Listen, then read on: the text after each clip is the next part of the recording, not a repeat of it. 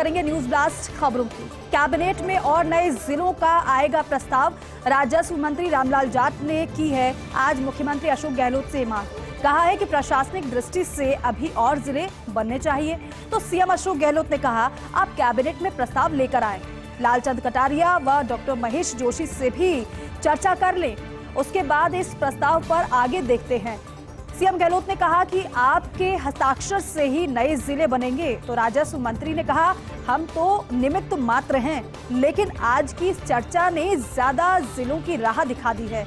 चुनाव से पहले सीएम अशोक गहलोत कर सकते हैं कुछ और नए जिलों की घोषणा।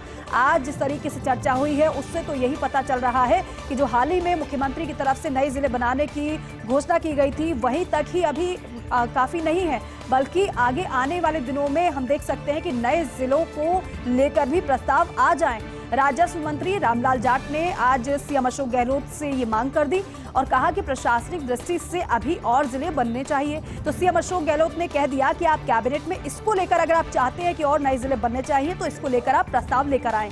लालचंद कटारिया और डॉक्टर महेश जोशी से भी आप चर्चा कर लें, उसके बाद इस प्रस्ताव पर आगे देखते हैं क्या करते हैं। सीएम गहलोत ने यह भी कहा है कि आपके हस्ताक्षर से ही नए जिले बनेंगे। तो इस पर राजस्व मंत्री ने कहा कि हम तो निमित्त मात्र हैं, लेकिन आज की इस चर्चा ने ज्यादा जिलों की राह दिखा दी है। चुनाव से पहले सीएम अशोक गहलोत कुछ और नए जिलों की घोषणा कर सकते हैं।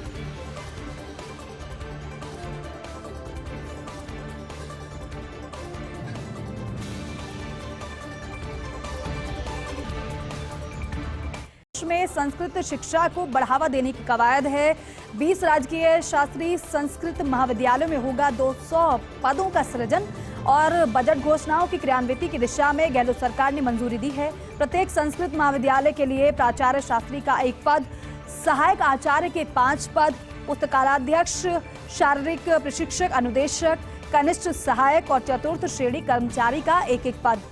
तो वहीं मुख्यमंत्री द्वारा वर्ष 2023-24 के बजट में घोषणा की गई थी।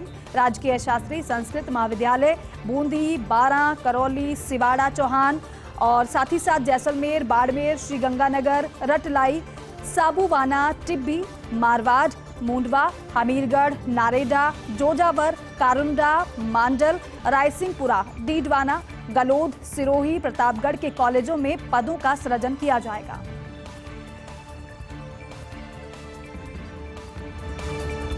आगे बढ़ेंगे। प्रदेश में स्पोर्ट्स को बढ़ावा देने की कवायद की जा रही है। चुरू, पाली जिले में खुलेंगे स्पोर्ट्स स्कूल। मुख्यमंत्री अशोक गहलोत ने मंजूरी इसके लिए दे दी है। 17 करोड़ रुपए के वित्तीय प्रावधान को स्वीकृति मुख्यमंत्री की तरफ से दी जा चुकी है। प्रत्येक स्कूल में 8.50 करोड़ रुपए से निर्माण होंगे। स्पोर्ट्स यहाँ पर आपको बताएं कि कक्षा 6 से प्रवेश में पढ़ाई के साथ मिलेगा खेल प्रशिक्षण। कक्षा 12वीं तक निरंतर पढ़ाई कर सकेंगे। ये बेहद महत्वपूर्ण मंजूरी मुख्यमंत्री की तरफ से दी गई है। स्पोर्ट्स को बढ़ावा देने की कवायद ये की जा रही है। प्रदेश में चुरू, पाली जिले में स्पोर्ट्स स्कूल खुलेंगे। मुख्यमंत्री अशोक गहलोत ने इसके लिए मंजूरी प्रदान कर दी है। कुल मिलाकर 17 करोड़ रुपए के वित्तीय प्रावधान को स्वीकृति सीएम ने दे दी है। और प्रत्येक अगर स्कूल की बात की जाए तो प्रत्येक स्कूल में 8.50 करोड़ रुपए से निर्माण होगा स्पोर्ट्स स्कूल का। कक्षा 6 से प्रवेश से पढ़ाई के साथ खेल प्रशिक्षण भी मिलेगा, जो कि बहुत जरूरी है। कक्षा 12वीं तक निरंतर पढ़ाई कर सकेंगे।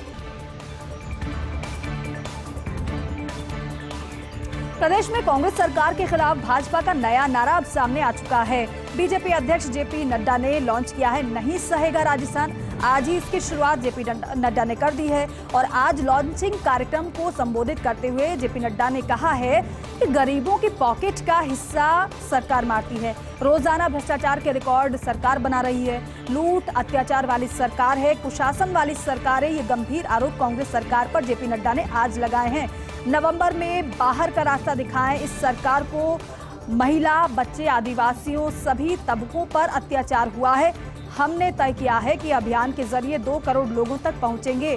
भ्रष्टाचार मुक्त सरकार लेकर आएंगे हम। और थानागाजी का गैंगरेप अभी सामने था।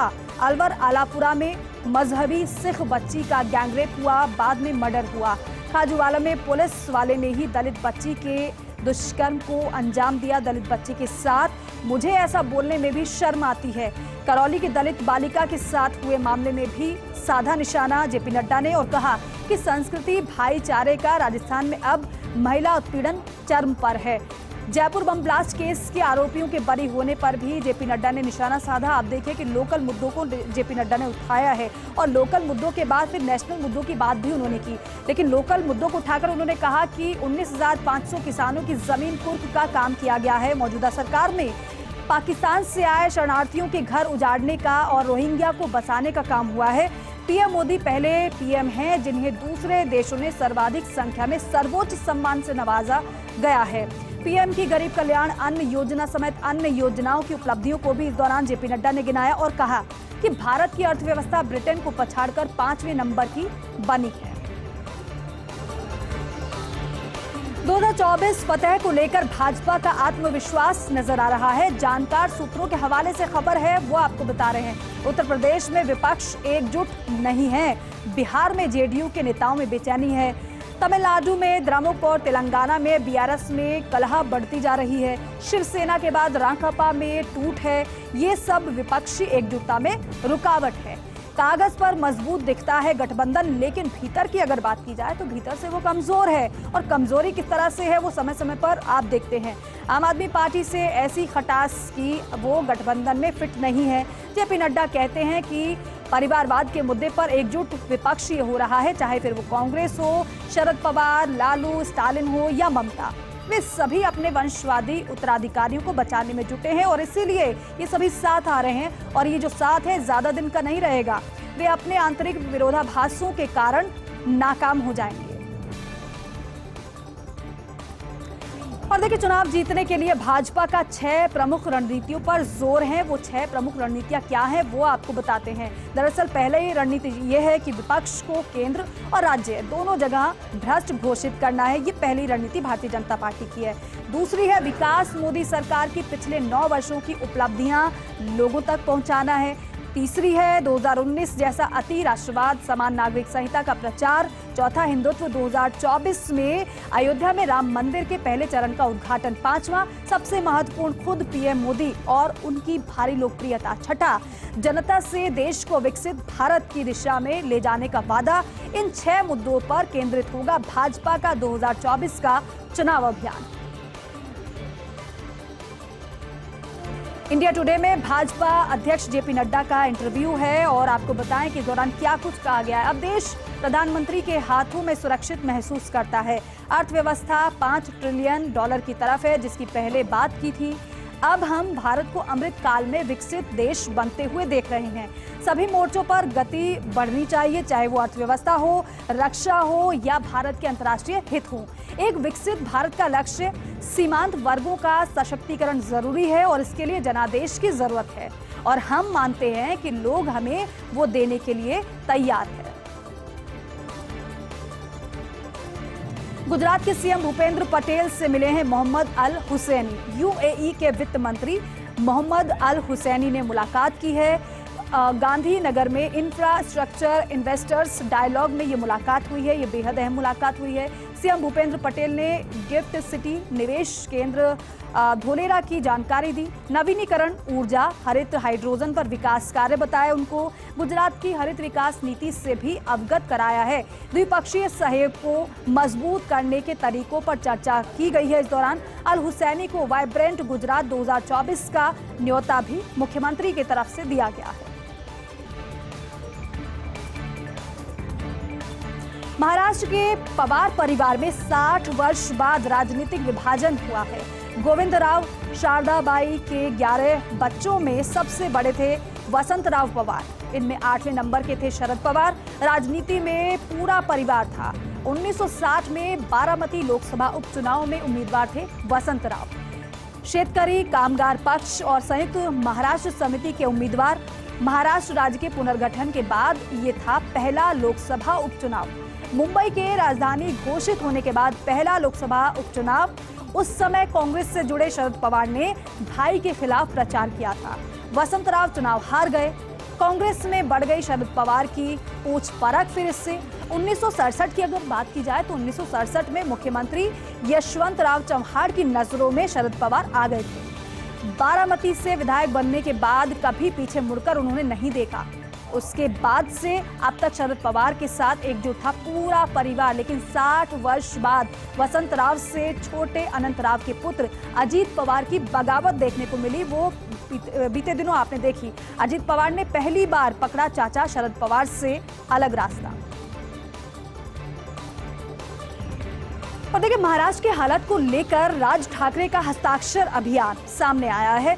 राज ठाकरे के हस्ताक्षर अभियान में आरएसएस की भी भागीदारी है, ये सवाल है। एक सही संतापची अर्थात हताशा व्यक्त करने के लिए एक हस्ताक्षर। राज ठाकरे की महाराष्ट्र नवनिर्माण सेना ने अभियान ये शुरू किया है। दरअसल ये हस्ताक्षर अभियान है। शहर के व्यस्त चौराहों पर फ्लैक्स बोर्ड, नागरिकों से अपील की गई है। हस्ताक्षर अभियान में बढ़ चढ़कर भाग लेने की लोगों से अपील की गई है। इसके लिए मुंबई में एक आरएसएस स्वयंसेवक गणवेश में तैनात है। और आपको बताएं कि रजिस्टर में लोगों से दस्तखत करवाते हुए वीडियो भी वायरल हुआ है। बात अब चिराग पासवान की कर लेते हैं। चिराग पासवान के केंद्र में मंत्री बनने की संभावना है। 9 जुलाई को चिराग ने बुलाई थी लोक जनशक्ति पार्टी की बैठक। अब इसमें लिया गया था एनडीए में शामिल होने का फैसला। आपको बताएं कि एनडीए की बैठक में शामिल होने के लिए चिराग पासवान को बाकायदा पत्र भी भेजा गया, चिट्ठी भी भेजी गई है। इसके बाद पटना में चिराग की नित्यानंद राय के साथ बैठक एक लंबी चली। नित्यानंद राय के साथ चिराग की बंद कमरे में 40 मिनट की बैठक चर्चा का विषय है। केंद्रीय गृह मंत्री अमित शाह के सहयोगी राज्य मंत्री हैं नित्यानंद राय, उनके साथ चिराग पासवान की बैठक हुई है। और इसके बाद से ही चिराग पासवान के केंद्र में मंत्री बनने की अटकलें हैं। हालांकि कई बार उनसे सवाल पूछा गया इसको लेकर, लेकिन खुल के वो सामने नहीं है। उन्होंने खुलकर अभी तक कुछ नहीं कहा है। लेकिन सवाल यही है कि क्या मंत्री वो बनने वाले हैं केंद्र में, जहां पहले से मंत्री बने हुए हैं उनके चाचा पशुपति कुमार पारस, तो वहीं अपने चाचा के साथ रहेंगे या फिर उन्हें अलग थलग छोड़ देंगे चिराग पासवान। हालांकि अभी तक चिराग पासवान ने अपने पत्ते नहीं खोले हैं, लेकिन नजर इसी पर सभी की है। तेलंगाना में कांग्रेस में शामिल होने की तैयारी शर्मिला कर रही हैं। ये बेहद अहम है। वाईएसआर तेलंगाना पार्टी की नेता हैं वाईएस शर्मिला। दिवंगत राजशेखर रेड्डी की बेटी हैं, जगन मोहन रेड्डी की बहन है। शर्मिला के कांग्रेस में शामिल होने के खिलाफ हैं उनकी मां, ऐसा कहा जा रहा है। 2009 में हेलीकॉप्टर हादसे में हुआ था राजशेखर रेड्डी का निधन। कांग्रेस ने किया था उनके पुत्र जगन मोहन रेड्डी को सीएम बनाने से इनकार। इसीलिए उनकी मां नहीं चाहती कि बेटी कांग्रेस में शामिल हो जाए। लेकिन दूसरी तरफ तेलंगाना प्रदेश कांग्रेस अध्यक्ष रेवंत रेड्डी भी परेशान है। शर्मिला के आने से कांग्रेस में 2 पावर सेंटर बनने की आशंका है। कांग्रेस नेताओं ने शर्मिला को दी है आंध्र प्रदेश जाने की सलाह। शर्मिला को आंध्र प्रदेश में कांग्रेस में शामिल होने की सलाह दी गई है। और रुक रहे हैं यहाँ पर बहुत छोटे से ब्रेक।